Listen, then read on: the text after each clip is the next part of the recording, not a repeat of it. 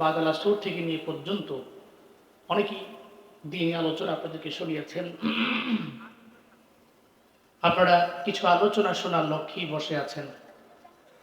আমাকে উচ্চ কণ্ঠে উচ্চ আওয়াজে জবাব দিবেন, সুন্দরী মজমাটি পেয়ে আপনারা খুশি না বেজার? খুশি হলে মানুষ হাসি দেয়, কারো চেহারায় কোনো হাসি নেই। রাগ করছেন নাকি আপনারা? কষ্ট হচ্ছে নাকি আপনাদের? আমরা থাকবো সদা হাস্যোজ্জ্বল। মুমিন তো ঝামেলায় পড়লেও থাকবে হাস্যোজ্জ্বল। এর মানে তা নয় সে কহ কহ হাসবে, সে তাবাসসুম হাসবে। যেটা নবীজির চেহারা মোবারকে ছিল, তাবাসসুম, মুচকি হাসি লেগেই থাকতো। সুবহানাল্লাহ পড়ে। অন্য দেশ থেকে লোকেরা আসতো ওনার সাথে দেখা করার জন্য। আবু জাহাল বলতো, কই যাও? মুহাম্মদ সাল্লাল্লাহু আলাইহি ওয়াসাল্লামের কাছে যাই। সে তো মজনুন, নাউজুবিল্লাহ পড়বেন না, সে পাগল, এর কাছে গিয়ে কোনো লাভ নেই। তো মানুষগুলো কৌতূহল আরো বেশি জাগতো, যেত যে নবীর সামনে ওনার চাঁদ মাখা হাসি লেফটানো যে চেহারা মোবারক, তা দেখার পরে কালেমা পরে মুসলমান হয়ে যেত। তো বলেন তো আজকের এই মাহফিল পেয়ে আপনারা খুশি না বেজার? শ্রমিকরা শ্রম দিয়েছেন, বড় কষ্ট করেছেন আজকের এই মাহফিলের জন্য। এলাকাবাসী অনেকেই স্যাক্রিফাইস করেছেন এই মাহফিলের জন্য। আমরা দোয়া করি যারা আয়োজন করেছেন, আল্লাহ প্রত্যেককে দুনিয়া এবং আখেরাত উভয় জগতে কল্যাণকামীদের অন্তর্ভুক্ত বানিয়ে দেন। সকলেই পড়েন আমিন। এই যে মাহফিলে আসতে পারা, বসতে পারা, কিছু দিনে আলোচনা শুনতে পারা, বলতে পারা, এই সমস্ত কিছুর তৌফিক দাতা কে? আল্লাহ ছাড়া এই পৃথিবীতে সেকেন্ড কে আছে যে আমাদের তৌফিক দিতে পারে? আছে? ওমা তৌফিকি, এর মানে কি হুজুরের বয়ান শেষ? অনেকে চিন্তা করে যে ওমা তৌফিক ইল্লা বিল্লাহ মানে হচ্ছে হুজুরের বয়ান শেষ। কিন্তু এটা বড় মেসেজ। উনি 1 ঘন্টা কথা বলে, 1.5 ঘন্টা বলুক, 2 ঘন্টা বলুক, যত ঘন্টাই বলুক, শেষে এটা ওনার মেসেজ, ওমা তৌফিক ইল্লা বিল্লাহ। এই যে কথা বললাম 1.5 ঘন্টা 2 ঘন্টা, বলার মতো যে যোগ্যতা এটা ছিল না, কে দিয়েছেন? আল্লাহ। আর এই যে আপনারা শুনছেন 1 ঘন্টা 1.5 ঘন্টা 2 ঘন্টা যত ঘন্টাই হোক, এই শোনার মতো অ্যাবিলিটি আপনাদের ছিল না, তৌফিকটা কে দিয়েছেন? আল্লাহ।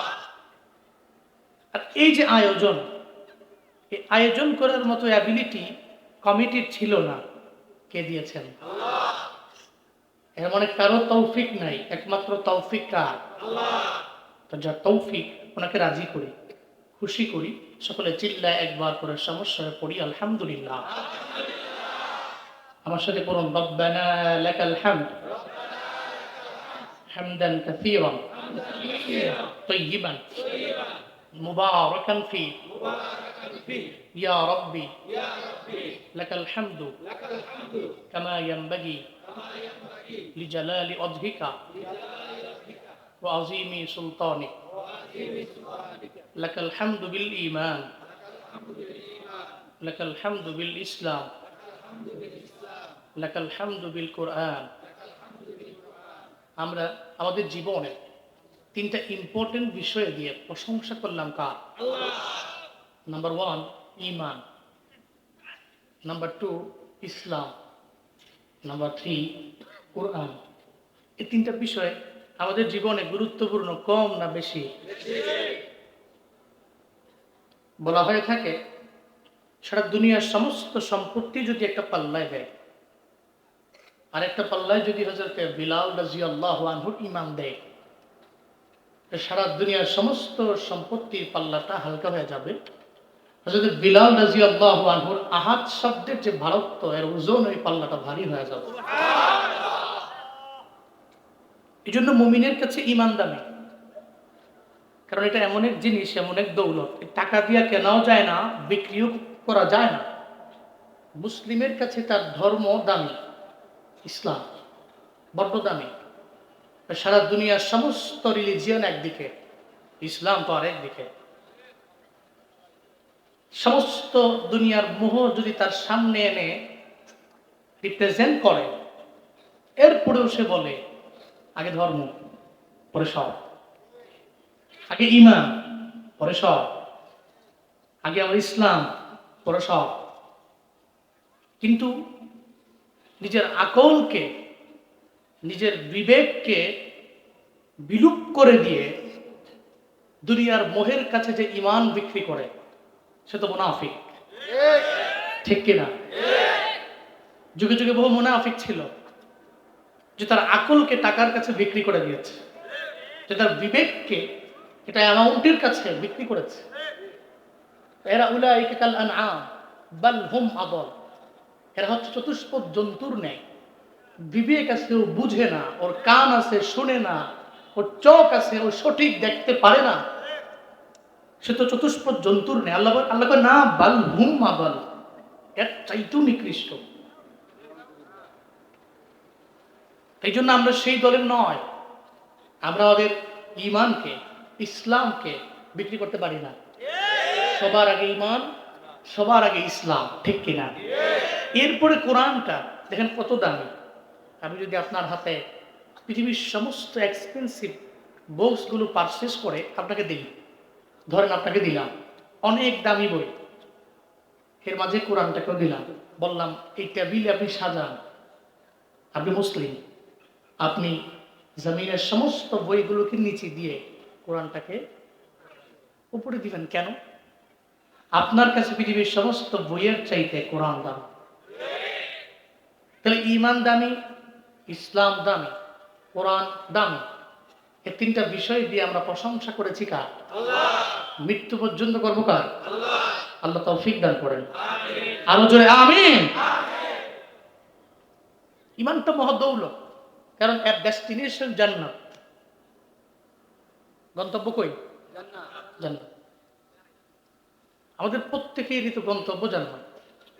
এই যে কষ্ট করে আইছেন, অধিকাংশ মানুষগুলোই ডে লেবার, বহুত পরিশ্রম করেন, কষ্ট করেন, শ্রম দেন, বডিতে ক্লান্তি, অবসাদ, এরপরেও আরামের বিছনা হারাম করছেন, ঘুমান নাই, চলে আইছেন, কিছু বয়ান শুনবেন, দোয়া দিয়া বাড়ি যাবেন, বাসায় যাবেন। এই যে চিন্তা করে আইছেন, উদ্দেশ্য কি? জান্নাত। তো ঠান্ডা পানি দিয়ে অজু বানায়া ফজরের নামাজে দৌড়ে মসজিদে কেন যান? জান্নাতের জন্য। এই জন্য আমাদের প্রত্যেকের উদ্দেশ্য জান্নাত। আল্লাহ পাক বলছেন এই জান্নাতের জন্য তোমার গুণ লাগবে দুইটা। জোরে বলেন কয়টা? দুইটা গুণ লাগবে।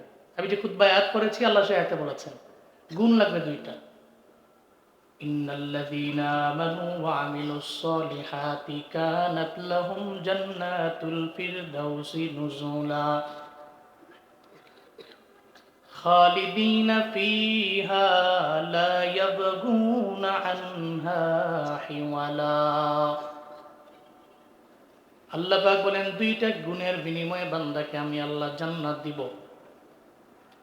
জান্নাতুল ফিরদাউস বানাইলাম দুই গুণের গুণান্বিত বান্দার জন্য।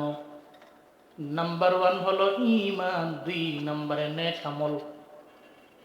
এই দুইটা গুণে যে বান্দা গুণান্বিত হয়ে যাবে, এদের শোনায় দাও জান্নাত আমি আল্লাহ এদের জন্য বানাইলাম, নির্ধারণ করলাম। জুনায়েদ আল হাবিব বলে না, চিল্লা বলেন ঘোষণাকার। নাম্বার 1 লাগবে ঈমান, এরপর ঈমানের পরে নেক আমল। এই দুইটা গুণের কারণে আল্লাহ বলেন আমি আল্লাহ তারে জান্নাতে দিয়া দিব। এই জন্য মুমিনের কাছে ঈমানটা এত পরিমাণে দামি, ও টাকার নিকট ঈমানরে বিক্রি করে দেয় না। হযরত বিলাল রে এত মারে উমাইয়া, এরপরেও আহাদ শব্দ কেন বলে জানে, এর ডেস্টিনেশন হলো মাওলার জান্নাত। দিলের মধ্যে ধারণ করে নিল ঈমানের বিনিময়ে জান্নাত আমি পাবো। এরপর ঈমানের পরে আমি নেক আমলের লাইনে আগাইতে পারলে জান্নাত তো আমার ঠিকানা। আর যেই জান্নাতের জন্যই নামাজ পড়ি, রোজা রাখি, আমল করলাম, সব করি, কষ্ট করি, শ্রম দেই জান্নাতের জন্য, জমিনের মধ্যে কাজ করি দুইটা কারণে, হয় লাগবে আমার দুনিয়া, আর না হয় লাগবে আমার আখেরাত। সকাল 8টা বাজে গিয়া রাত 8টা বাজে আপনি গার্মেন্টস থেকে বের হলেন, এত কষ্ট কেন? কয় মাসটা ঘুরে গেলে কিছু টাকা আসবে, এটা দিয়ে আমি আমার জীবিকা নির্বাহ করব, আমার সংসার আমি চালাবো। এরপরে আবার আপনি নামাজে যান কেন? কয় দুনিয়া তো পাইলাম কষ্টের কারণে, এখন তো লাগবে আমার আখেরাত। এই কারণে আখেরাতের জন্য ফজরে গেলাম, আখেরাতের জন্য জোহরে গেলাম, আখেরাতের জন্য আসরে গেলাম, আখেরাতের জন্য মাগরিব পড়লাম, আখেরাতের জন্য আমি এশা পড়লাম। তাই জমিনের মধ্যে মানুষ কাজ করে দুইটা উদ্দেশ্য লইয়া, নাম্বার 1 দুনিয়া, নাম্বার 2 হলো আখেরাত।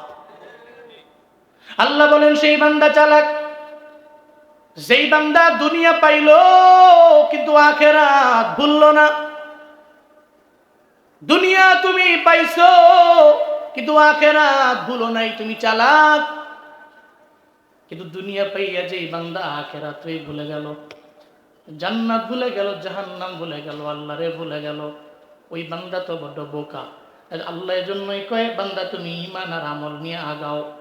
তুমি দুনিয়া পাইছো তো পাইছো, তবে ঈমান ঠিক রেখা আমল ঠিক রাখো, তাহলে তুমি দুনিয়া তো পাইবা আবার আখিরাত পাইবা। আল্লাহ শিখিয়ে দিলেন, ফামিনান নাসি মান ইয়াকুলু রাব্বানা আতিনা ফিদ দুনিয়া ওয়া মা লাহু ফিল আখিরাতি মিন খালাক ওয়া মিনহুম মান ইয়াকুলু রাব্বানা আতিনা ফিদ দুনিয়া হাসানা ওয়া ফিল আখিরাতি হাসানাতাও ওয়া কিনা আযাবান নার।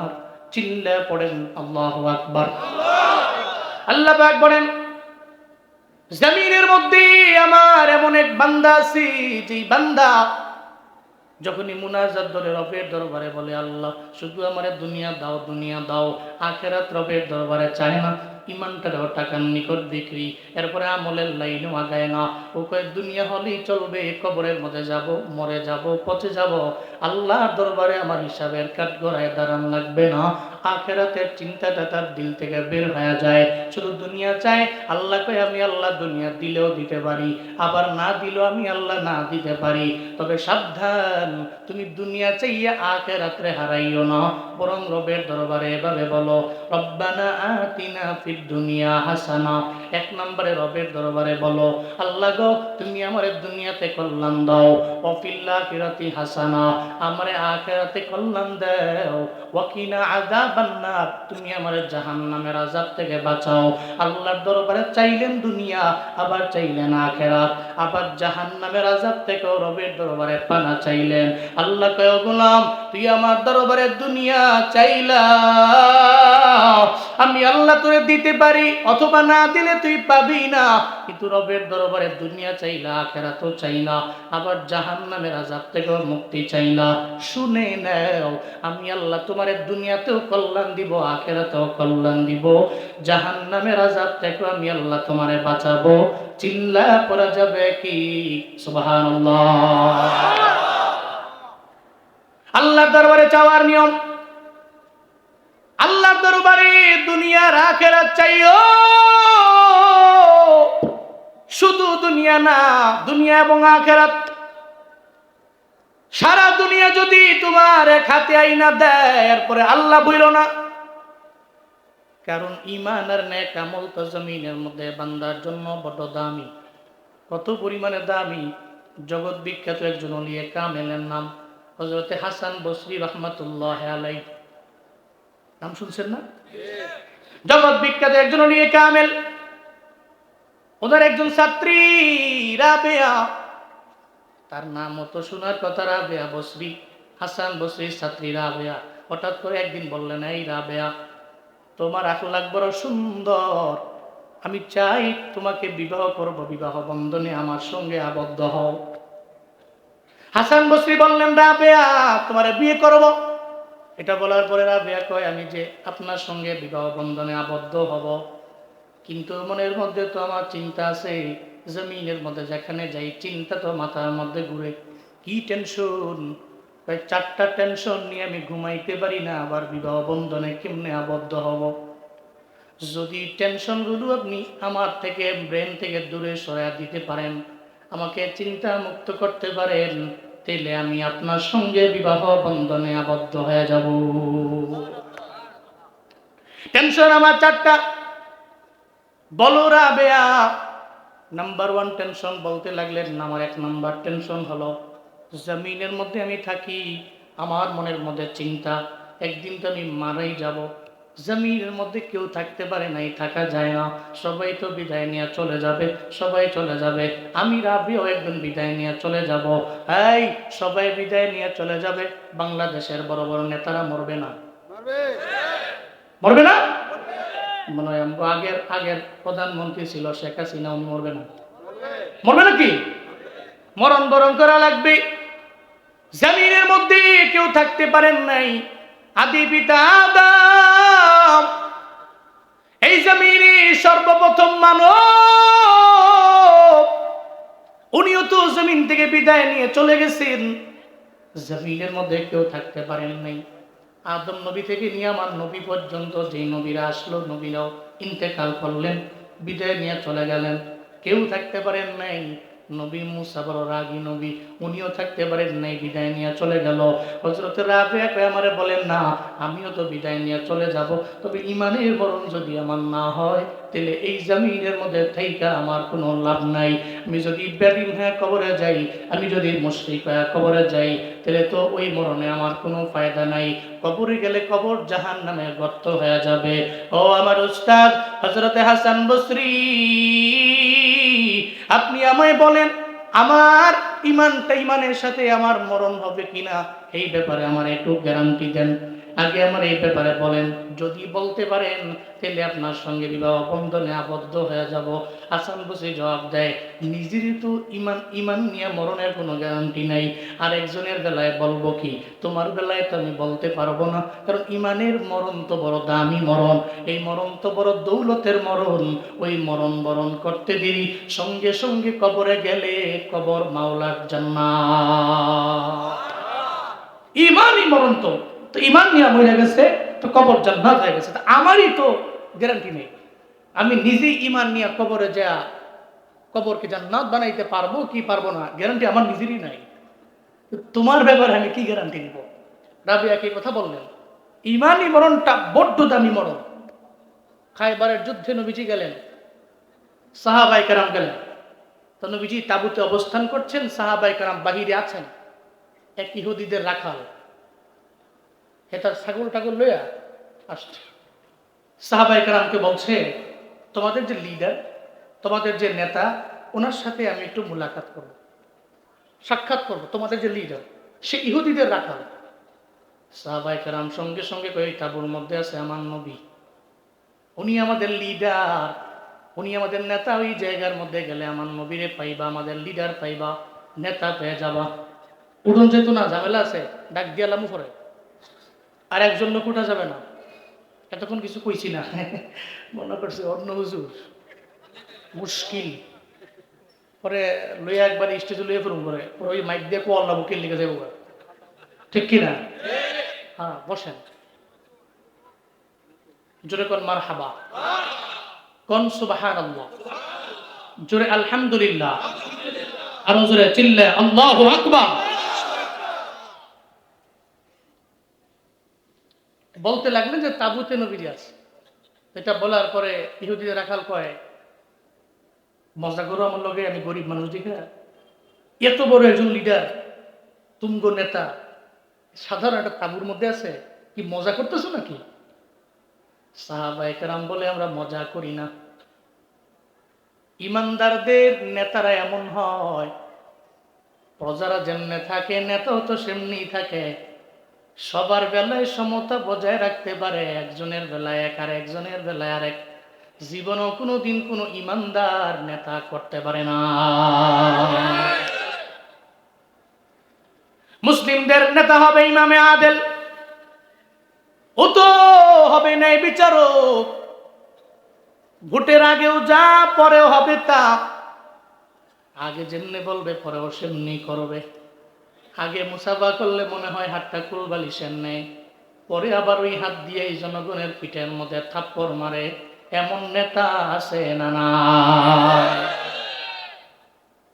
কথায় আর কাছে কোনো মিল নেই। আমাদের নেতারা হবে হযরতে ওমরের মতো, যেমন লিডার ছিলেন ইমামে আদিল। এদের মনের মধ্যে চিন্তা হইল, আমি ইমামে আদিল হইয়া হাসরের ময়দানে আসছে আল্লাহর নিচে, আল্লাহর পক্ষ থেকে আমি ছায়া পাবো। যে হাসরের ময়দানে কোনো ছায়া নাই। মদিনার নবী আগেই বলেন নাই, ওই যুবক যাবে যেই যুবক যৌবনকালটা ইবাদাতের লাইনে কাটাইলো। এদের কথা নবী আগে বলেন নাই। আল্লাহর নবী এক নম্বরই বললেন ইমামে আদেল, সাবাতুন ইউযিল্লুহুমুল্লাহু ফি যিল্লিহি ইয়াওমা লা যিল্লা ইল্লা যিল্লুহু। হাসরের ময়দানে 7 শ্রেণীর বান্দারে আল্লাহ মায়া করে আরশে মুআল্লার ছায়া রাখবে। এর মাঝে নাম্বার 1 ইমামে আদেল, যেই নেতা আদালত কায়েম করে, ইনসাফ কায়েম করতে পারে। কিন্তু আমাদের সমাজে তো বিচার নাই। বড় লিডার, বড় নেতা, উনি গার্মেন্টসের বড় মালিক, ওনার পরিচিত হইলে বিচার করে আরেক, পরিচিত না হইলে বিচার করে আরেক। এই ধনির পোলার বেলায় কোনো বিচার নাই, ধনির পোলার বেলায় কেনাও করে না। গরিবের পোলা সে অন্যায় করলো, ও তো দিন আনে দিন খায়, ডেল এবার দিন মজুর মানুষ। গরিবের পোলার বেলায় বিচার ছাড়ে না, ধনির পোলার বেলায় করে না। চিল্লা বলেন না সেনা না? মুসলিম দেশে শাসকরা এমন হয় না। ভারতবর্ষের দিল্লি সালতানাতের প্রতিষ্ঠাতা হযরত কুতুবউদ্দিন আইবেক রাহমাতুল্লাহ আলাইহি রণকৌশলী ছিলেন, বড় দামি লোক ছিলেন কুতুবউদ্দিন আইবেক। কুতুবউদ্দিন আইবেকের সামনে উনি একদিন সিংহাসনের মধ্যে বসে রইলেন। ওনার সামনে একটা মহিলা, হিন্দু মহিলা, বৃদ্ধা মহিলা ওনার সামনে চলে আসলো। আয়েশা বলল, কুতুবউদ্দিন, আপনি তো আমাদের লিডার, আমার দেশের বড় রাজা, আপনার সঙ্গে কথা বলার মতো ওই সামর্থ্য আমার নাই, জ্ঞানও আমার নাই, বলতে পারি না। গ্রামের একজন সাধারণ মহিলা আমি, আবার বৃদ্ধা নারী, আপনার দরবারে আমি চলে আসলাম। কুতুবউদ্দিন আইবেক কয়, চিন্তা করো না, আমরা মুসলিমদের লিডার, অন্যের বেলায় যেমনি কথা শুনি তোমার বেলাও সেম একই রকম শুনবো, তুমি আমায় বলো। কুতুবউদ্দিন আইবেক বলার পরে হিন্দু বৃদ্ধা মহিলা, ওই বুড়িমা বলতে লাগলো, ও কুতুবউদ্দিন আইবেক, আপনার সেনা সদস্যের মধ্যে আমার একজন ছেলে আছে, তবে ছেলেটা হিন্দু। আমি হিন্দু করে, আমার ছেলেও হিন্দু সেনা সদস্য, তার বউ আছে, মানে আমার বৌমা ঘরের মধ্যে থাকে, শত শত মাইল কাজের তাড়নায় আপনার এখানে থাকে, কিন্তু আমার বৌমা থাকে বাড়ির মধ্যে। আমার ঘরের মধ্যে আমার জামাইও নাই, আমার একমাত্র একজন ছেলে, আমি আর আমার বৌমা থাকি। কিন্তু আমার বাড়ির মধ্যে কিছু ছেলে আছে এমন ইফতেজার, এরা বকাটে লেভেলের ছেলে, বারবার আমার বৌমার ইফতেজিং করে, উত্তুক্ত করে, খারাপ কাজের একটা প্রস্তাব দেয়। এই জন্য আমি চিন্তা করলাম, জমিনে অন্য কোথাও গেলে আমি বিচার পাবো না। কুতুবউদ্দিন আইবেক এমন রাজা, তার দরবারে গেলে আমার ফিরিয়ে দিবে না। আমি আপনার দরবারের জন্য চলে আসলাম বিচার দেওয়ার জন্য। আমি আপনাকে বলে গেলাম, আমার বৌমাকে প্রটোকল দেওয়ার দায়িত্ব তো আপনার, যেহেতু আমি আপনার প্রজা, আপনি হলেন আমাদের রাজা। কুতুবউদ্দিন আইবেক, অসুবিধা নাই, তোমার বৌমার প্রটোকলের দায়িত্ব আমি নিজেই নিয়ে নিলাম। মহিলা কয়ে, মুখে বললে হবে না, শুনুরি কুতুবউদ্দিন, আমার বৌমা যদি কোনো জুয়ান ছেলে দিয়া মাধ্যমে ধর্ষিত হয়, হাসরের ময়দানে তোমার নামে বিচার দিব, নালিশ করব, রবের দরবারে বিচার দিব, নালিশ করব। কুতুবউদ্দিন আইবেক একটা হুমকি দিয়েছে। আসার পথে বুড়িমা চলে গেছে। এবার তো কুতুবউদ্দিন আইবেক মনে মনে চিন্তা করে, হায় রে, ওই বৌমা যদি কোনো একটা নৌজওয়ান দিয়া ধর্ষিত হয়, তাহলে তো আমি বড্ড ঝামেলায় পড়ে যাব। যেহেতু সে আমার প্রজা, আমার কাছে মুসলমান যা হিন্দু তা সবার বেলায় তো হক সমান, অধিকার সমান, তাদের প্রটোকল দেওয়ার দায়িত্ব তো আমার নিজের। কুতুবউদ্দিন আইবেক অন্য কোনো সেনা সদস্যদের পাঠায় না, উনি নিজেই সেনা সদস্যের যে ড্রেস আছে উনি নিজেই পরে ফেললেন। এরপর একটা পর্যায়ে তরবারি লইয়া, অস্ত্র লইয়া ওই মহিলার বাড়িতে রওনা। মহিলার বাড়িতে যাইয়া গভীর রাত হয়ে গেল, পেছনে গিয়া দাঁড়ায় আছে। চিন্তা করছি, যদি কোনো ধর্ষিতা আসি, তাহলে তার সঙ্গে আমি এমন বিহেভ করবো যাতে জীবনে কোনোদিন আর এমন দর্শিতা এই সমাজের মধ্যে না হতে পারে, দর্শন কর্মী হলে এমন দর্শনকারী না হতে পারে। এই চিন্তা নিয়ে উনি দাঁড়িয়ে রইলেন ওই রাতের বেলা দর্শন করার জন্য। একটা নৌজুয়ান ওই বুড়িমার বৌমার ঘরের মধ্যে যখন আসলো, সঙ্গে সঙ্গে বুড়িমা লাফ দিয়া জেগে। বুড়িমা কয়ে, বাঁচাও আমার বৌমার ইজ্জত রে, বাঁচাও, কে আছো জমিনের মধ্যে? আমি জানি কেউ নাই, আমার বাঁচানোর মতো কেউ নাই, আমার বৌমারেও এখন এই ইজ্জত হরণ করা থেকে বাঁচানোর মতো কেউ নাই। কুতুবউদ্দিন আইবেক তো ঘরের পেছনে দাঁড়ানো, উনি লাফ দিয়া যাইয়া ওই নৌজুয়ানের টুটি চেপে ধরলেন। এরপরে গলার মধ্যে তরবারি দিয়া কয়, নৌজুয়ান রে, আজকে তোর একদিন না হয় আমার একদিন। চিনস নাই কুতুবউদ্দিন আইবেক তো জীবনে কোনোদিন পালায়া যাইতে পারে না। আমি তোর সমর কুশলী, রণকৌশলী, আমি তরবারি নিয়া তোরেই তো মারার জন্য আমি রেডি আছি। আমি তোরে পায়া গেছি, আমি অন্য কোনো সেনা পাঠাই নাই, আমি নিজেই চলে আইছি। চিল্লা পড়া যাবে কি মারহাবা? আমি নিজেই চলে আসলাম। মহিলা দেখে অবাক হয়ে গেল, এত বড় একজন প্রেসিডেন্ট, উনি তো ওনার হাতের মধ্যে অন্য কাউরে দিয়া পাঠাইতে পারত, কিন্তু উনি নিজে তরবারি লইয়া, অস্ত্র শস্ত্র লইয়া, নিজে সেনা সদস্য সাইজা উনি আমার বাড়িতে চলে আসলো। সঙ্গে সঙ্গে নৌজওয়ানদের ধরার পরে এবার মহিলারে কয়, এই মহিলা, তোমার ঘরের মধ্যে যে বাতি জ্বলে এই বাতিটা তুমি বন্ধ করে দাও। বাতি বন্ধ করে দেওয়া হলো। কুতুবউদ্দিন আইবেক ওই ছেলেটারে কয়, তুমি তো এই মহিলাকে উত্ত্যক্ত করার জন্য, আমার বদনাম করার জন্য, আসরের ময়দানে তুমি তো আমার জন্য কাল হয়ে দাঁড়াইবা, জীবনও কোনোদিনই জমিনের মধ্যে তোমার থাকার অধিকার নাই। সঙ্গে সঙ্গে হত্যা করে ফেললেন, জমিন থেকে বিদায় করে দিয়ে দিলেন তরবারির মাধ্যমে। এরপরে মহিলারে বললেন, মহিলারে, তোমার ঘরের মধ্যে যে বাতি বন্ধ করার জন্য আমি বললাম, এখন এই বাতি তুমি আবার জ্বালাও। মহিলা বাতিটা আবার জ্বালাইলেন। এরপরে কুতুবউদ্দিন আইবেক বলে, আলহামদুলিল্লাহ, আলহামদুলিল্লাহ বললেন। এরপরে বললেন, মহিলা রে, আমার তো কণ্ঠ গলা শুকায় গেছে তৃষ্ণার কারণে, তোমার ঘরের মধ্যে পানি থাকলে আমার এক গ্লাস পানি দাও। এক গ্লাস পানি দিল, এক গ্লাস পানি নিয়ে পান করলেন কুতুবউদ্দিন আইবেক। এরপরে বললেন, মহিলা রে, বিদায় দাও, এখানে থাকবো না, আমি চলে যাব, এখানে থাকবো না, বিদায় নিয়ে আমি আমার সিংহাসনে চলে যাব। যাওয়ার আগে মহিলা কয়ে, দাঁড়ান, দাঁড়ান আপনি কুতুবউদ্দিন আইবেক, আপনি যা কাজ করছেন আমার মনের মধ্যে তো কৌতূহল যাচ্ছে। আসলে কৌতূহল, আপনি কোত্থেকে আইলেন? কোন সেনা সদস্য পাঠান নাই, আপনি নিজে আইছেন। আইসা কি কি করলেন? লাইট বন্ধ করতে বললেন, লাইট চালু করতে বললেন, আলহামদুলিল্লাহ কইলেন, আবার আমার ঘরের মধ্যে পানি পান করলেন। আমার তিনটা প্রশ্ন যাচ্ছে, উত্তর দেওয়ার পরে যায়। বলো মহিলা, তোমার কি প্রশ্ন? মহিলা বলতে লাগলো, হিন্দু বুড়িমা মহিলা, কুতুবউদ্দিন আইবেক, নাম্বার 1, আমার প্রশ্ন, আপনি যে আসার পরে ওই জুয়ানরে ধরার পরে লাইট বন্ধ করতে বললেন কেন? এরপরে এই ব্যক্তিটাকে মারলেন, হত্যা করার পরে, মারার পরে এরপরে লাইট চালু করতে বললেন, আমি করলাম, আলহামদুলিল্লাহ বললেন কেন?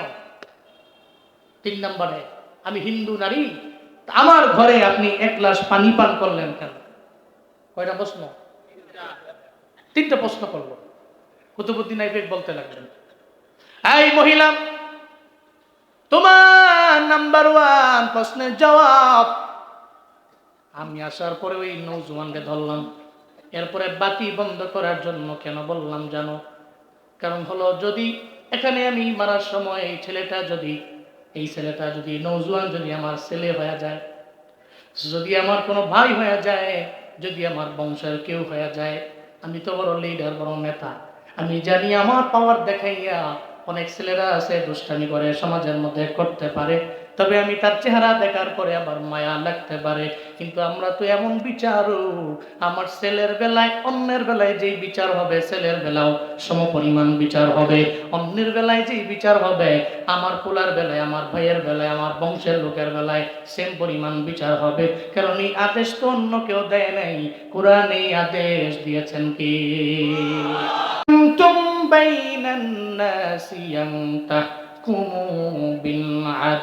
চিল্লা পড়েন আল্লাহু আকবার।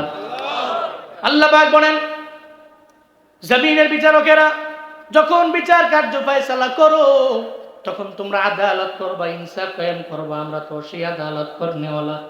সঙ্গে সঙ্গে মহিলারে বলতে লাগলেন, মহিলা, আমি যখন লাইট বন্ধ করতে বললাম, যদি আমার ছেলে হয়, ভাই হয়, বংশের কেউ হয়, আমার মেয়ে মায়া লেগে যাবে, লাইট বন্ধ হলে আমি তার চেহারাটাও দেখবো না, আমি সঙ্গে সঙ্গে জমিন থেকে তারে জবাই করে বিদায় করে ফেলতে পারবো। কারণ যে অন্যায়কারী, ওর সবচেয়ে বড় পরিচয় হলো সে একজন অন্যায়কারী। আমি এই কারণে লাইট বন্ধ করতে বললাম। এরপরে আমি হত্যা করার পরে আমি তোমারে বললাম, মহিলা রে, তুমি আবার লাইট জ্বালাও। তুমি যখন লাইট জ্বালাইলা তখন তো আমি তার চেহারাটা দেখতে পারলাম। আমি তাকে দেখছি, আমি দেখার পরে তার চেহারাটা দেখলাম। আমার মনে মনে চিন্তা হলো, জীবনও কোনোদিনই ছেলে আমার বংশের হতে পারে না, আমার কোনো ছেলেও না, আমার ভাইয়ের বংশেরও কেউ না। আমি আল্লাহর কাছে প্রশংসা করলাম, আল্লাহ গো, তুমি আমার বড় লিডার বানাইলা, তুমি আমার বড় নেতা বানাইলা। ও আল্লাহ, এই নেতা হওয়ার পরেও আমার বংশের মধ্যে এমন অন্যায়কারী জন্ম নেয় নাই, অন্য একটা বংশ থেকে আসলো। এই কারণে সঙ্গে সঙ্গে আমি প্রশংসা করলাম, আলহামদুলিল্লাহ। 3 নম্বরে তুমি আমার প্রশ্ন করলাম, তুমি একটা হিন্দু নারী, তোমার ঘর থেকে আমি 1 গ্লাস পানি কেন পান করলাম? 3 নম্বরে তুমি আমার প্রশ্ন করলা, এর জবাব বলো। মহিলা রে, ওদিন তুমি আসার পথে তুমি আমারে বইলা আসছিলা, একটা হুমকি দিয়ে আসছিলা, যদি আমি বিচার করতে না পারি, দোষীটা দর্শনকারী ওই ব্যক্তিকে ধরতে না পারি, আর যদি তোমার বৌমা যদি দর্শনের শিকার হয়, তাহলে হাসরের ময়দানে রবের বিচারের কাঠগড়ায় তুমি আমার নামে একটা বিচার দিয়ে দিবা। আল্লাহর বিচারের কাঠগড়ায় যদি তুমি আমার নামে বিচার দাও, আমি কুতুবুদ্দিন নাই বেকের আল্লাহর দরবারে হিসাবও দিতে পারবো না, হিসাব দিয়ে জান্নাতে যাওয়া আমার পসিবল হবে না। আমি কুতুবুদ্দিন নেই ভারতবর্ষে বড় রাজা হতে পারি, দিল্লি সালতানাতে বড় রাজা হতে পারি, তবে আমার মালিক তো আমার আল্লাহ। আমার আল্লাহ তো চাইলে আমাকে জাহান্নামের মধ্যে নিক্ষেপ করতে পারে। এই জমিনের মধ্যে আমার কোনো দাম থাকবে না, এই জমিনের মধ্যে আমার এই রাজত্বেরও কোনো দাম নাই। ও মহিলারে, হাসরের ময়দানে আমি কুতুবুদ্দিন আল্লাহর আদালতে তোমার বিচার দেওয়ার পরে আমি আল্লাহর আদালতে কোনো জবাব আমি দিতে পারবো না, আমার জবানটাও পরিপূর্ণ বন্ধ হয়ে যাবে। তুমি বলার পর থেকে এখনো পর্যন্ত আমি 1 গ্লাস পানিও পান করি নাই। আমি পানি পান করতে না পাইরা আমার গলাটাও পর্যন্ত শুকায় গেছে রে বুড়িমা মহিলা। এ কারণে আমি যখন আমার সুন্দর করে আমার কাজ আমি সম্পাদন করতে পারলাম, এরপরে আমি তোমারে বললাম, তুমি আমার 1 গ্লাস পানি দাও, আমি সেই পানিতে এখন পান করে নিলাম। চিল্লায়া পড়া যাবে কি? সুবহানাল্লাহ। আরো জোরে আল্লাহু আকবার। মহিলা, তোমার 3টা সওয়ালের জবাব দিলাম, তবে আমি এখন মুক্ত, আমি এখন মুক্ত। আল্লাহর কাছে জবাবদিহি করতে পারবো। যদি আল্লাহ জিগায়, তুই মুসলিম হিন্দু তোর পদা যারা ছিল সবার বেলায় সমতা করছো তো, আমি বলতে পারবো যে হ্যাঁ, আমি সমতা করতে পেরেছি। আল্লাহর জবাবদিহিতার কাজ করায় আমি হিসাব দিয়া জান্নাত পর্যন্ত যেতে পারবো ইনশাআল্লাহ। আমি মুক্ত হয়েছি। এরপরে মনে করেছি এখন 1 গ্লাস পানি পান করা যায়, যেহেতু আমার এখন তো সব শুকিয়ে গেছে, আমি যখন পানি পান করছি তা আমি আবার আগের মতো আমার প্রাণ ফিরে পাইছি, আমি চলে যাই। মহিলা, তুমি আমার বিদায় দাও। চিল্লায় সুবহানাল্লাহ। কি বিচারক, কি আদেল ছিলেন, কি চিন্তা ছিল মনের ভিতরে। কিন্তু আমার দেশের লিডাররা বিচার করতে পারে না। শরীফ ওসমান হাদিকে হত্যা করা হলো প্রকাশ্য দিবালোকে। আজকেও আসার সময় দেখলাম তার স্ত্রী মেয়াবি একটা ফেসবুকে বড় একটা পোস্ট দিয়েছে। তার স্ত্রী লিখেছে যে আমার ওসমান হাদির বিচার কি ইন্টারিম করতে পারবে না? তো মনে রেখো, এই কাঠগড়া তো স্বাভাবিক কাঠগড়া, এটা টাকা দিয়া কেনা যায়, বিক্রি করা যায়। আল্লাহর বিচারের কাঠগড়া আছে, ওদের শরীফ ওসমান হাদির হত্যাকারী এবং চক্রান্তকারী প্রত্যেকের বিচার হবে। এটা রবের কাঠগড়া। ওই কাঠগড়া থেকে আলাইসাল্লাহু বিআহকামিল হাকিমিন, আল্লাহ নয় কি আহকামুল হাকিমিন? আল্লাহ পাক প্রশ্ন করছেন, আমি নই কি? জমিনের মধ্যে সবাই তো ডান বাম করে, আল্লাহ তো একজন আছে, আল্লাহ দেখনেওয়ালা, আল্লাহ জানলেওয়ালা। কেউ যেটা দেখে না উনি দেখে এটা, কেউ যেটা শুনে না উনি শুনে এটা। আমাদের ইমামে আদিল দরকার। আল্লাহ আমার দেশে ইন ফিউচারে এমন নেতা নসিব করেন। আমরা দোয়া করতে পারি, নসিব করেন, পড়েন আমিন। তা করছেন আপনারা? কষ্ট পাচ্ছেন নাকি আপনারা? জোরে কোন সুবহানাল্লাহ, কোন আলহামদুলিল্লাহ, চিল্লে আল্লাহু আকবার। মনে আছে? ইহুদি ইহুদি যা কয়, তুমি কি মজা করো নাকি? তুমি এত বড় লিডার, এত বড় নেতা, সাধারণ তাবুর মধ্যে? আমি তো অবাক। কি কয়? ইহুদি কয়, তা আমার একটু পারমিশন দেওয়া যায়? আমি তোমাদের লিডারের সাথে একটু মোলাকাত করবো, ওকে যাও। পারমিশন দেওয়া হলো। নবীজির কাছে গেলেন, তাঁবুতে ঢুকলেন। নবীকে বললেন, ইয়া মুহাম্মদ সাল্লাল্লাহু আলাইহি ওয়াসাল্লাম, সে তো মুসলিম না, ইহুদি। মুহাম্মদ, আমি জানি তুমি একটা দাওয়াত দাও, বলো তো এই দাওয়াতটা কি? আমি না, আদম থেকে নিয়ে আমি পর্যন্ত পৃথিবীর যে নবী আসছে সবার দাওয়াত তাওহীদের মানে লা ইলাহা লা ইলাহা ইল্লাল্লাহ মুহাম্মদ রাসূলুল্লাহ। এটা আমাদের নবীর দাওয়াত, এটা দাওয়াত। আচ্ছা, এটা পড়লে আমার কি ফায়দা হবে? আমি পড়লাম অথবা বললাম, তোমার দাওয়াত মানলাম, আমার ফায়দা কি? এর বিনিময়ে তুমি জান্নাত পাবা। সুবহানাল্লাহ, জোরে পড়বেন না। এর বিনিময়ে কি পাবে? এর বিনিময়ে তুমি জান্নাত পাবে। আর কি পাবো? জান্নাত পাইলাম, এর বিনিময়ে জান্নাত পেলাম, আর কি পাবো? এর বিনিময়ে 2 নাম্বার পেয়ে যাবা। তুমি তো আমার বড় লিডার মনে করলা, বড় নেতা তুমি আমারে মনে করলা। শুনে নাও রে ইহুদি, তুমি যদি কালেমা পড়ে মুসলমান হয়ে যাইতে পারো, কালেমা পড়ে মুসলমান হইতে দেরি হয়ে যাবে, এরপর থেকে তোমার মাঝে আমার মাঝে কোনো পার্থক্য নাই। আমরা ভাই ভাই হয়ে যাব, সঙ্গে সঙ্গে আমরা দুইজনে ভাইয়ের সম্পর্কের মতো আমরা হব। আমাদের ডেস্টিনেশন হবে একসাথে মাওলার জান্নাত। চিল্লায়া পড়েন সুবহানাল্লাহ। ইহুদি বড় অবাক হয়ে গেল, এত বড় একজন দামি লিডার, সাহাবায়ে কেরামদের এত বড়, এত সেনা সদস্যদের লিডার, নেতা হইয়া আমার মতো ইহুদি একজন রাখাল, আমার গায়ের মধ্যে দুর্গন্ধে ভরা, এর উপরেও আপনি আপনার বুকে নিয়ে নিবেন? কয় হা, কারণ তোমার মাঝে আমার মাঝে কোনো পার্থক্য নাই। তখন তোমারে আমি বুকের মধ্যে নাম নিয়ে নিয়ে যাব, আমরা সঙ্গে সঙ্গে মুআনাকা করে ফেলবো। এবার কয়, এটা তো সুন্দর ধর্ম, সুন্দর দিন, তাহলে তো বোঝা গেল আপনার হাতে কালেমা পড়া ছাড়া আমার আর কোনো উপায় নাই।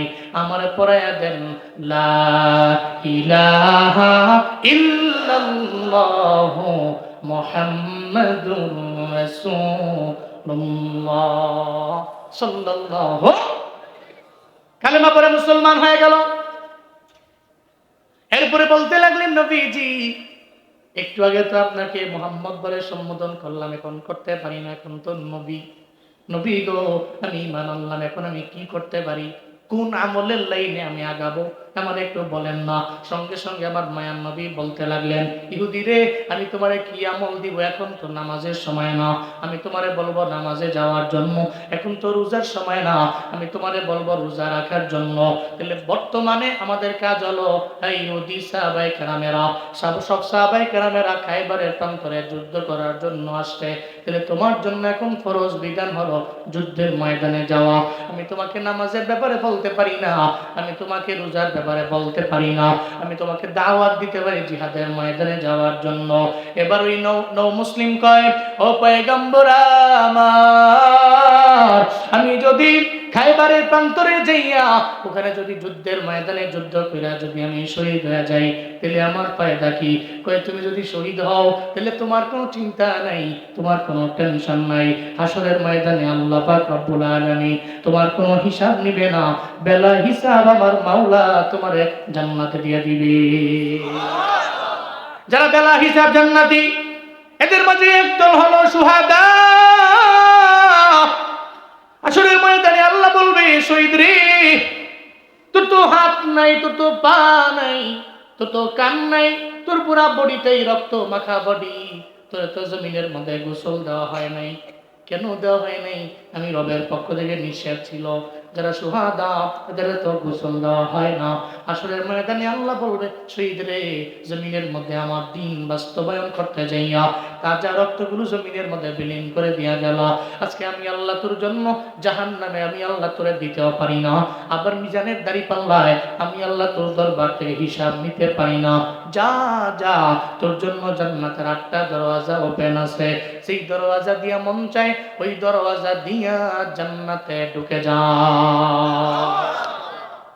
আল্লাহ নবী বললেন, নও মুসলিম রে, তুমি যদি কালেমা পড়ে মুসলমান হইলা, এখন যদি যুদ্ধের ময়দানে যেতে পারো, যদি ওখানে গিয়া শহীদ হয়ে যাও, তাহলে বেলা হিসাব তুমি জান্নাতি।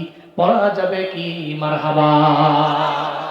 বেলা হিসাব তুমি জান্নাতি, শহীদ হয়ে গেলে। আর যদি গাজী হই, কি কয়, যদি গাজী হয়ে ফিরে আসি, তা গাজী হয়ে ফিরে আসলেও তুমি তো ফি সাবিলিল্লাহ যুদ্ধ করছো, তোমার ডেস্টিনেশন জান্নাত। অফার পায় কয় নবী আমি এখনই গেলাম, নগদ পিঠা দৌড় দিতেছে। নবীজি কয় দাঁড়াও, যাইও, এর আগে কিছু কাজ আছে। নবীজি বললেন তুমি তো রাখাল, তোমার কাছে যে ছাগলগুলো আছে, এই ছাগলগুলো কার? তোমার? না। কার? এটা ইহুদি। তাহলে তো এই ছাগল রাইখা তুমি মইরা গেলে এটা বান্দার হক। কার হক? কার হক? বান্দার হক। তুমি কার ছাগল আইনা রাইখা দিয়া তুমি যুদ্ধের ময়দানে যুদ্ধ করে শহীদ হয়ে গেছো, কার ছাগল? আর একজনের তুমি জান্নাত পাবে না। বান্দার হক, আগে বান্দার হকটা দিয়ে আসো, এরপরে বান্দার হক যখন তুমি বান্দার কাছে পৌঁছায় দিবা, তুমি শহীদ হবা, তো বেলা হিসাব তুমি জান্নাতি হয়ে যাবা। কি টাইমে নবীজি বান্দার হক নিয়ে, কি টাইমে, কি মোমেন্টে নবীজি বলছেন না আগে বান্দার হক। বান্দার হক বড় মারাত্মক। আসলে ময়দানে আল্লাহ বলবে কিরে আমার বান্দা, তুই নেক আমলের বিনিময়ে জান্নাতের মধ্যে যাও। মিজানের দাড়ি পাল্লায় ডান হাতের মধ্যে আমল নামা পেয়ে যাবে জান্নাতে যাওয়ার জন্য। আল্লাহ বলবে, যখন আল্লাহ পাক বলবে জান্নাতে যাওয়ার জন্য, ওই বান্দা জান্নাতের দিকে একটা দৌড় মারবে। তখন প্রতিমধ্যে একজনে গিয়া দাঁড়ায় যাবে, কয় দাঁড়াও। কিরে কে তুই? আমি তো তোমার ওই শ্রমিক, আমি তো তোমার গার্মেন্টসের মধ্যে আমি চাকরি করছিলাম, আমি তোমার বাড়ির মধ্যে মাটি কাটছিলাম, তুমি পাওয়ার দেখাইয়া আমার বেতন তো তুমি কমায়া দিছিলা, তুমি দাও নাই। কমিটমেন্ট যা করছো দাও নাই। আমি তো রবের কাছে কেন্দা কেন্দা বিচার দিছি, আমার তো কোনো পাওয়ার নাই, আমার তো কোনো অ্যাবিলিটি ছিল না, আমি কিচ্ছু করতে পারি নাই। তবে আল্লাহর দরবারে আমি বিচার দিছি, ওই তো দুনিয়ার জমিনে আমার তো পাওয়ার ছিল না, টাকা ছিল না, নেতা ছিল না, লিডার ছিল না, কেউ ছিল না। জমিনের মধ্যে তুমি আমার হক মাইরা খাইছো। দাঁড়াও, আজকে জান্নাতে যাওয়ার আগে আমার জমিনের টাকাগুলো আমায় দাও, এরপরে তুমি জান্নাতে যাও। এরপরে যাও। অবাক হয়ে যাবে, আল্লাহকে যা বলবে, আল্লাহ গো কি বলে তোমার বান্দায় জান্নাতে যাব আমি কনফার্ম, কিন্তু যাওয়ার আগে আমার দাঁড় করে দিল, কি বলে তোমার বান্দা? কি বলে? নাকি আমার কাছ থেকে টাকা পায়। এই ফুটেজ তো রেডি আছে, কিরামান কাতিবিন আছে না? না আছে তো, এখন দেখ তো কি করছে। হ্যাঁ, এত টাকা নিছিল তো দেয় নাই, অথবা তার হক ছিল তো দেয় নাই, তোর কি করা যায়? কি যে একটা ঝামেলায় পড়বে। হাসরের ময়দানে টাকা আছে? আছে নাকি? রিয়াল আছে? ডলার আছে? মানি এক্সচেঞ্জার আছে, ডলার আছে, ভাঙ্গিয়া ভাঙ্গিয়া এটা টাকা করে একটা দিয়ালাম মনে এটা হবে না তো। এই জন্য খুব সাবধান। বহুত লোক আছে দোকানে বাকি খায়, এক দোকানে যায় মানে 5-10 হাজার বাকি খাইয়া পরে আরেক দোকানে যায়, এই দোকান থেকে আরেক দোকানে যায়, ওই দোকানে খায় আবার আরেক দোকানে যায়। আর যেই লোকের কাছ থেকে বাকি নিছে হেললে কোনো দেওয়ার সাক্ষাৎ নাই। যদি দেখে যে বহুত দূরে দেখছে দোকানদার একটা দৌড় মারছে, খাইছে রে, এর ডানে ভাবে খাওয়া যাবে না, মুশকিল। বেচারাও মোটামুটি 5-6 মাস বছর খানেক আর পিছনে পিছনে ঘুরছে, এটা দেয় না বা হ্যাঁ ধরাই দেয় না। হঠাৎ করে একদিন মসজিদে ঢুকছে, তো হ্যাঁ ঢুকছে মসজিদে, হ্যাঁ এখন তো বিশাল ঝামেলা, মসজিদের তো গেট গুট নাই, 4-5টা গেট চাষ করে দৌড় দিয়ে বেরিয়ে যাবো, আর মসজিদে ধরে বসছে। মিয়া বাকি বুকি হ্যাঁ আমার টাকাও দাও না, দেহ করো না। হ্যাঁ কি তোর কি লাশ শরম নাই? তোর কি লাশ শরম নাই? মানে কি কয়? হ্যাঁ হ্যাঁ 1 বছর ধরে বেড়ার লোক দেখাই করে না, বেড়াতে বাকি বুকি খাইয়া হ্যাঁ ঘুরে, হ্যাঁ লাশ শরম নাই। বেড়া যায় খুঁজছে, বেড়া দেখে তোর লাশ শরম নাই, মুষ্টি দেওয়ার লাগে। মসজিদেও তোর দরদ লাগবে নাকি? মানে এক কথায় মানে হেল লাশ শরম আছে, আর যে বেটা খুঁজছে হেল লাশ শরম নাই। বান্দার হক মারাত্মক। আপনি ঘুরে ঘুরে নয়শো ফিরে নষ্ট করেন না। আসরের ময়দানে রবের বিচারের কাঠ গড়ায় দাঁড়াতে হবে। বান্দা আপনার সামনে প্রতিবন্ধক হয়ে দাঁড়িয়ে যাবে, সাবধানে যাবে। ততদিন তো টাকা নাই, রিয়াল নাই, ডলার নাই, কি আছে? কয় ন্যাক। কয় তাহলে ন্যাক দাও। তাহলে ন্যাক দেওয়া হবে, দেখা যাবে কনফার্ম জাহান্নামী ব্যক্তিটা তার নেকের বিনিময়ে জান্নাতে চলে যাবে। কনফার্ম জান্নাতে রওনা, পথিমধ্যে ব্রেক হয়ে গেছে, বান্দা দাঁড়ায় গেছে, তাকে ন্যাক দিতে যাইয়া জান্নাত তো কনফার্ম ছিল, কিন্তু সে জাহান্নামী হয়ে যাবে। যেন বান্দার হক বড় মারাত্মক, আল্লাহ মাফ করবেন। বান্দা মাফ না করলে আল্লাহ মাফ করবেন। আল্লাহ আমাদের সবাইকে সঠিক বুঝার, মানার, আমল করার তৌফিক দান করেন। আরো জোরে পড়েন আমিন। নবীজি বলতে লাগলেন, ইহুদি ছাগল তো তোমার না, এগুলা নিয়ে যাও ইহুদির দরবারে গিয়ে তুমি দিয়ে, এরপরে যুদ্ধের ময়দানে গেলে, শহীদ হয়ে গেলে, এর বিনিময়ে তুমি জান্নাত পেয়ে যাবা। ইহুদি কয়, নবী আমি ছাগল দিয়ে আসি। দিয়ে আসলেন, এরপরে যুদ্ধের ময়দানে গেলেন। যুদ্ধের ময়দানে গিয়া জোশ নিয়ে যুদ্ধ করতে করতে একটা পর্যায়ে বান্দাটা শহীদ হয়ে গেলেন, জমিন থেকে বিদায় নিয়ে চলে গেলেন। যখন যুদ্ধ শেষ হয়ে গেল, আবার মায়ান নবী কয়, সাহাবায়ে কেরামেরা, খায়বারের যুদ্ধে আমার যে সাহাবায়ে কেরামরা আছে, ওই সাহাবায়ে কেরামরা জমিন থেকে বিদায় নিয়ে চলে গেছে, একসাথে করো। সাহাবায়ে কেরামরা সবারে চিনে, সবারে একসাথে করলেন, কিন্তু একজনরে চিনে না। একজনরে চিনে না, জীবনে কোনোদিন সাহাবী বইলা পরিচয় হয় নাই, জীবনে কোনোদিন মোলাকাত হয় নাই। ও তো জমিন থেকে বিদায় নিয়ে চলে গেল, দৌড়ে চলে গেলেন নবীর দরবারে। পয়গম্বর, একজনরে দেখতেছি, ও তো আমাদের দলে যুদ্ধ করলো, কিন্তু ওরে তো জীবনে কোনোদিন আমরা দেখলাম না। আবার মায়ার নবী কয়, ও সাহাবায়ে কেরাম, তোমরা তাকায় দেখো, এমন একটা বান্দা, যেই বান্দা একটু আগেও ছিল বেদীন, ও ছিল বেঈমানদের দলভুক্ত, কিন্তু তাবুর মধ্যে যাইয়া আমার সঙ্গে কালেমা পড়ে মুসলমান হয়ে গেল। কালেমা পড়ার পরে এক ওয়াক্ত নামাজও পড়া লাগে নাই, একটা রোজাও রাখা লাগে নাই, যুদ্ধের ময়দানে গিয়ে শহীদ হয়ে গেল। তার বিনিময়ে আল্লাহ জানায়া দিছে, তার ইমানের বিনিময়ে তার মরণটা ইমানের সঙ্গে হয়ে গেছে। আল্লাহ জানায়া দিছে, এই বান্দাটা জান্নাতি, আমার এই সাহাবীটা জান্নাতি। চিল্লা একবার সুবহানাল্লাহ। নামাজ লাগে নাই, রোজা লাগে নাই, আমল লাগে নাই, এরপরেও জিহাদের ময়দানে গেছে, সে জান্নাতি। জান্নাতি সাহাবায়ে কেরামের আরিফ। এজন্য ইমানের মরণটা বড় দামি। ইমানই না মইরা গেছে তো জান্নাতি, ওই বান্দাটা ইমানের সঙ্গে মরণ হইছে তো জান্নাতি। রাবিয়া বসরি কই, আগে আমারে কনফার্ম দেন, ইমান নিয়ে আমি মরতে পারবো কি পারবো না, এই ব্যাপারে আমারই তো কোনো গ্যারান্টি নাই। আমার এই টেনশন মুক্ত না হইলে আমি আপনার সঙ্গে বিবাহের বন্ধনে আবদ্ধ হতে পারবো না। হাসান বসরি কই, আমার নিজের গ্যারান্টি নাই। কই, তেলে নাম্বার 1, আপনার যে টেনশন আমারও সেম টেনশন, তাহলে তো কোনো কিছুই হইল না। এবার 2 নাম্বার টেনশন দেখেন দূর করতে পারেন কিনা। বলতে লাগলেন, রাবিয়া, হাসান বসরি,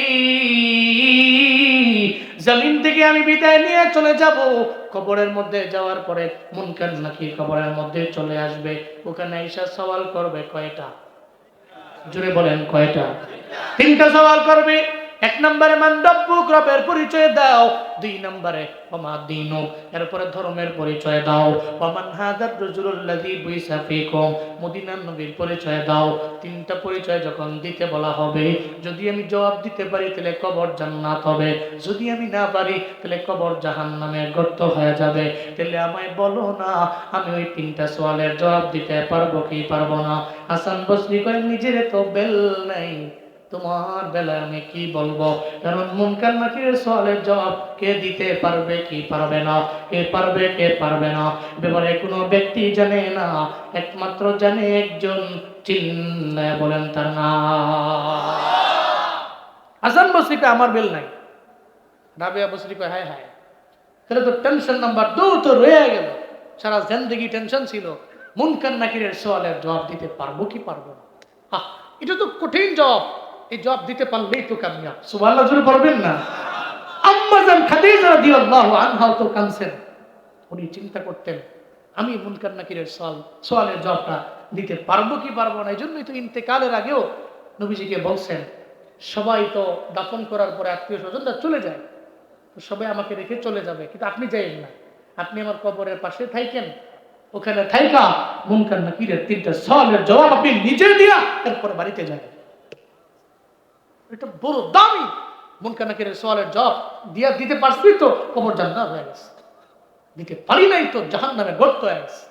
মারাত্মক, এটা মারাত্মক।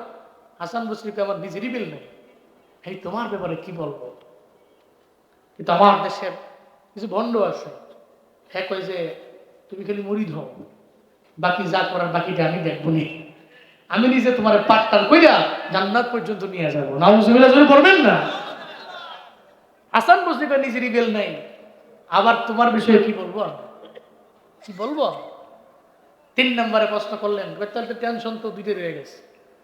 3 নম্বর টেনশন আমার মাথায় খালি ঘুরপাক খায়, হাসরের ময়দানে আবরাররা জান্নাতি হবে আর ফুজ্জাররা জাহান্নামী হবে। আচ্ছা বলেন তো, আমি কি আবরারদের দলভুক্ত হব না ফুজ্জারদের হব? আমি কি নেক আমল করেনওয়ালাদের দলভুক্ত হয়ে জান্নাতি হব নাকি ফুজ্জারদের দলভুক্ত হয়ে জাহান্নামী হব? কোন দলের? এটা তো আমি নিজেই জানি না। হ্যাঁ, আমি যে আবরার হব গ্যারান্টি নেই তো, আবার ফুজ্জার হয়ে যায় কিনা এই ব্যাপারে গ্যারান্টি নেই, আমার নিজেরই গ্যারান্টি নেই। তোমারে কি বলবো? রাবিয়া কয় 3টা টেনশন দিলাম আপনার মাথায়, আপনি কোন আপনি নিজেই টেনশনে আসেন। তো 3 টেনশনই আমার রয়ে গেছে। 4 নম্বর টেনশন, হাসরের ময়দানে জান্নাতে যাওয়ার জন্য একটা ব্রিজ আছে। কি আছে? জান্নাতে যাওয়ার জন্য ব্রিজ। ব্রিজের নাম কি? পুলসিরাত। আমি এটা পার হতে পারবো কি পারবো না গ্যারান্টি নেই। এই ব্যাপারে সারা জিন্দেগি লাগা আমি টেনশন করলাম, আমি পার হয়ে জান্নাতের মধ্যে যেতে পারবো কি পারবো না। আমাকে বলেন না হাসান বসরিকে আমার নিজেরই তো বেল নেই, যমুনা ব্রিজ পার হবো, টুল লাগবে, পকেটে টুল নাই, 400 টাকা আছে, লাগবে 550 টাকা আমার ছোট গাড়ির জন্য। আর একজনই যায় যদি কয় তুমি পার হবা আমার ওর সঙ্গে কয়ে লয়ে যাও, আমি কোমর নিজেরই তো বেল নেই, টুল দেওয়ার টাকা পকেটে নাই, আবার তোমার 550 টাকা দিয়া আমি কেমনে ওপারে নিয়ে যাবো? নিজের জানে বেল নেই, ওইখানে তো আর একজনের নেওয়া যায় না। হাসান বসরি কয় আমি নিজে টুল দিয়া ফুলসিরাতের ব্রিজ পার হয়ে জান্নাতে যেতে পারবো কি পারবো না ব্যাপারে আমারই গ্যারান্টি নেই, তোমারে নিতে পারবো কি পারবো না আমার জানা নাই। চিল্লে আল্লাহু আকবার। টুল তো আমারই নাই, যেই টুলের যে টাকা ওটা তো আমার পকেটে নাই। তার একজন যদি এক পয়সা লইয়া যায়, ও টুল তুমি দিয়ে দিও, হ্যাঁ কবো যে ফাইজলামি করো, আমার পকেটে টাকা নাই, হ্যাঁ কি করে না করে, আমি নিজেই পুরো ব্যাগ করে গেছি। মাঝে মাঝে ওই যমুনার টুল দিয়ে তো আমরা প্রায় সময় যাই, মাসে আমার 10, 15, 20 বার যাওয়া হয়। কালকেও সিরাজগঞ্জে যাবো, তো আমার তো যমুনার টুল দেওয়া লাগবে। তো যাওয়ার সময় ড্রাইভার মজা করে কয় কি মাঝে মাঝে কি কম টুম নেওয়া যায় না, আমরা প্রতিদিন আসি। হেও আবার মজা করে, তাহলে হুজুরের 50টা বাড়ায় দেখ, 550 তো 600 দেখ। কারণ ড্রাইভারের কি লারা মারা দিও না, লারা দিলে টিয়া বেশি নিব আরো। তো কোনোদিন যদি যাওয়ার পথে পকেটে টাকা নাই তো যা মুখে এমনি টুল তো নাই, আমাকে তো পার করবে না। আরেকজন যদি এক ভাই আমার টুলটাও তুমি দিয়ে দেও, কমছে ভাই আমার নিজেরই বিল নাই, তোমার নিবু কেমনে? হাসান বসরি কয় পুলসিরাত পার হয়ে জান্নাতে যেতে পারবো কি পারবো না ব্যাপারে আমারই গ্যারান্টি নাই। রাবিয়া তুমি আমার ছাত্রী, তোমাকে আমি পার করে নিতে পারবো কি পারবো না ব্যাপারে আমারও গ্যারান্টি নাই, আমি জানিও না, আমি বলতেও পারি না। রাবিয়া বসরি কয় ঠিক আছে, বুঝুইছে আমার 4 টেনশন তো 4 টেনশন মাথায় রয়ে গেছে, আপনার সঙ্গে বিবাহ বন্ধনে আমার আবদ্ধ হওয়া হবে না। চিল্লে আল্লাহু আকবার। এই জন্য সব কিছুর মূলে ইমান আর নেক আমল দিয়া ব্যক্তিগত আপনার আমল তো আপনার কবর ঠিক, এটা আপনার আমল দিয়ে যেতে হবে। আপনার ইমান আপনার আমল ঠিক তো আপনার জন্য কনফার্ম জান্নাত হয়ে যাবে। আল্লাহ আমাদের সব ভাইকে জান্নাতে আল্লাহর পাশে একটা ঘর বানায় দেন। আরো জোরে চিল্লে আমিন।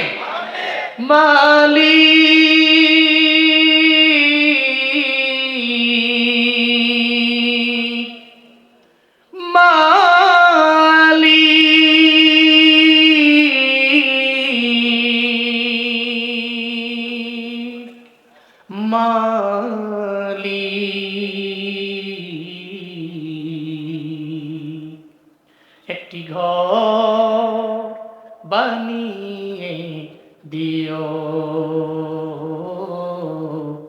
একটি ঘর বানিয়ে দিও, মালিক তুমি জান্নাতে তোমার পাশে একটি ঘর বানিয়ে দিও,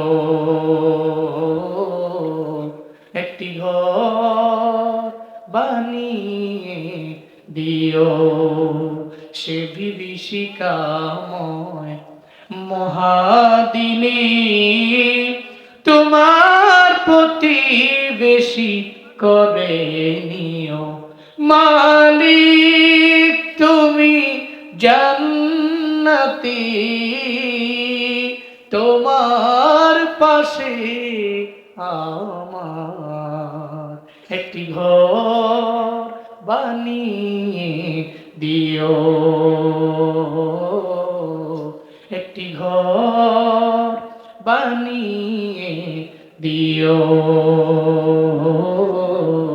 একটি ঘর বানিয়ে দিও। চিল্লা পড়না আমি আল্লাহ আমার ইমানের বিনিময়ে, আমাদের নেক আমলের বিনিময়ে তুমি জান্নাতে তোমার পাশে আমাদের প্রত্যেককে সিঙ্গেল সিঙ্গেল একটা ঘর তুমি বানিয়ে দিও। পড়ে না আমি। লাগবে ইমান, লাগবে আমল। ইমানের পরে আমলের বিষয়টা দেখতে হবে। নামাজ পড়বেন ইনশাআল্লাহ, হ্যাঁ অনেক ব্যস্ত আছেন, এরপরেও যাতে 5 ওয়াক্ত নামাজ ছুটে না যায়, হ্যাঁ ইনশাআল্লাহ। 3 বেলা পড়তে পারছেন মসজিদে, 2 বেলা পারতেছেন না, জেনে আসেন, এনেই দাঁড়ায় যান না, যাতে নামাজ ছুটে না যায়, 5 ওয়াক্ত নামাজ না ছুটে, যাতে আল্লাহকে বলতে পারেন আল্লাহ আমি ঝামেলায় ছিলাম, অনেক মুশকিলে ছিলাম, এরপর নামাজ পড়ছি, আল্লাহ আপনাকে মাফ করবে ইনশাআল্লাহ। আপনার নামাজ স্তম্ভ, ইমানের পরে এটা জরুরি। এই জন্য 5 ওয়াক্ত নামাজ পড়বেন। খালি বয়ান শুনলে হবে না, বয়ান শুই না, বাড়িতে যে বাসায় যে আমল করতে হবে, হ্যাঁ ইনশাআল্লাহ। আল্লাহ আমাদের সবাইকে কবুল করেন, মঞ্জুর করেন, ঈমান আর আমলের বিনিময়ে জান্নাত নসিব করেন। পড়েন আমিন। জি কি জি জি জি জি ভালো আছেন? আলহামদুলিল্লাহ। জি বলুন।